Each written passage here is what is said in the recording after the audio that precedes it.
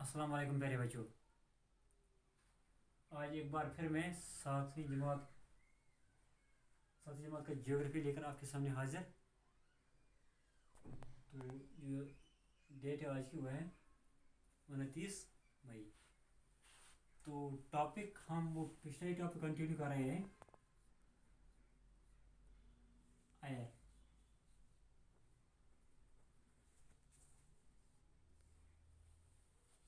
तो बच्चों ये हमारा तीसरा लेक्चर इसमें है कि हमारा चैप्टर नंबर 4 है आयर। तो इसमें हम एक हमारा जो आज का जो लेक्चर है तीसरा लेक्चर है। तो पहले में हमने पढ़ा था कि एयर क्या है और कंपोजिशन ऑफ, यानी कि उसमें एटमॉस्फेयर पढ़ा था हमने और कंपोजिशन ऑफ एटमॉस्फेयर। तो उसके बाद जो हमने पढ़ा वो पढ़ा स्ट्रक्चर ऑफ एटमॉस्फेयर।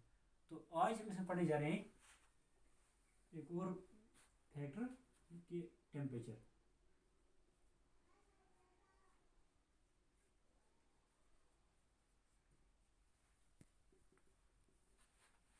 तो आज हमें टेम्परेचर पढ़ना है। तो पहले बच्चों, जब हम टेम्परेचर की बात करते हैं तो हमारे जहन में आता है, तो सीधी सी बात है। इसके अब अगर हम उर्दू में नहीं देखेंगे तो टेम्परेचर का मतलब दर्जा हरारत है।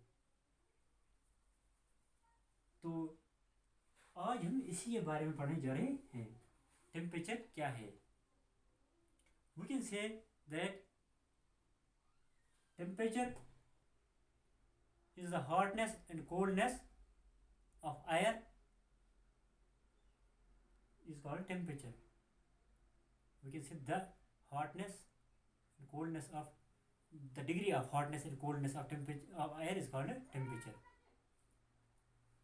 तो ये जो टेम्परेचर है ये चेंज होता है। देखिए, सिर्फ दिन और रात के दरमियान ये दिन और रात में ये चेंज नहीं होता, बल्कि इसमें सीजनल चेंज भी आते हैं। जैसे कि समर जो होते हैं वो ज़्यादा हॉट होते हैं बनस्बत विंटर्स के।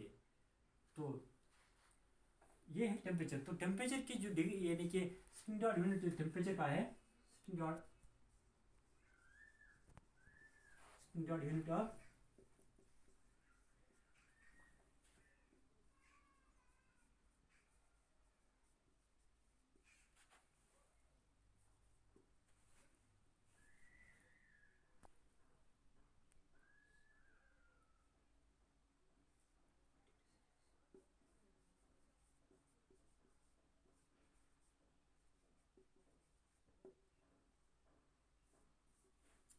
यानी कि स्टैंडर्ड यूनिट जो टेम्परेचर का है वो है डिग्री सेल्सियस। टेम्परेचर का स्टैंडर्ड यूनिट क्या है? Degree Celsius. ये किसने इन्वेंट किया था? ये एंड्रस सेल्सियस ने इजाद किया डिग्री ऑफ टेम्परेचर। तो ये आपको समझ आया होगा, the degree of coldness and hotness of air is called temperature. तो ये आपको पहले बच्चे समझ आया होगा। तो इसके बाद अब हम नेक्स्ट पॉइंट इसका डिस्कस करेंगे, वो है विंड।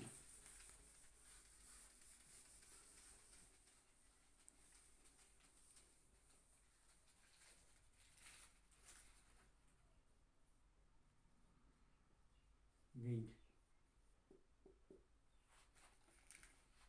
जो नेक्स्ट हमारा ये जो पॉइंट है वो है विंड। विंड क्या है? अगर हम इसके उर्दू में देखें तो तेज हवाएं। तो विंड हम इसको कैसे डिफाइन करेंगे? तो हम ये भी कह सकते हैं कि the movement of air from high pressure areas to low pressure areas is called wind. Movement of air from high pressure area to low pressure area is called wind. तो the movement of air from high pressure areas to low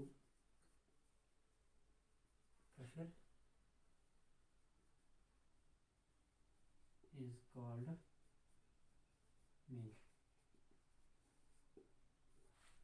Movement of air from high pressure areas to low pressure areas is called wind. तो पहले बच्चों आपने देखा होगा, आपने कभी देखा होगा कि दरख्तों के सूखे पत्ते या डस्ट पार्टिकल्स कभी एक डायरेक्शन में चले जाते हैं, नहीं कि उसको कोई उड़ा के ले जाता है, तो ये विंड होता है। नहीं, कभी जब कभी भी तेज़ हवाएं आती है तो ये डस्ट पार्टिकल्स और दरख्तों के ये सूखे पत्ते होते हैं उनको उठा के ले जाता है। तो इससे हमें पता चलता है कि ये विंड किस डायरेक्शन में जा रहा है, ये हवाएं किस डायरेक्शन में, किस सिमत में जा रहे हैं। या आप देखो कभी कोई चीज़ जलता होगा तो धुआं उठती होगी, तो वो धुआं भी ये तेज़ हवाएं विंड्स अपने यानी कि किसी पर्टिकुलर डायरेक्शन में ले जाता है। तो या कभी हम हमारे हाथ में अम्ब्रेला होती है, छाता होता है, तो इस छाते को भी ये तेज़ हवाएं जो हैं वो इसको बैलेंस में रखने नहीं देता है, वो उसको इधर उधर यानी कि इसको उधर उधर उठा के ले जाता है। तो ये है विंड्स। तो जो विंड्स हैं, विंड्स को यानी कि ब्रॉडली 3 हिस्सों में डिवाइड किया गया है। 3 हिस्सों में इसको डिवाइड किया गया है। Number 1 permanent winds, permanent. Number 2 seasonal winds.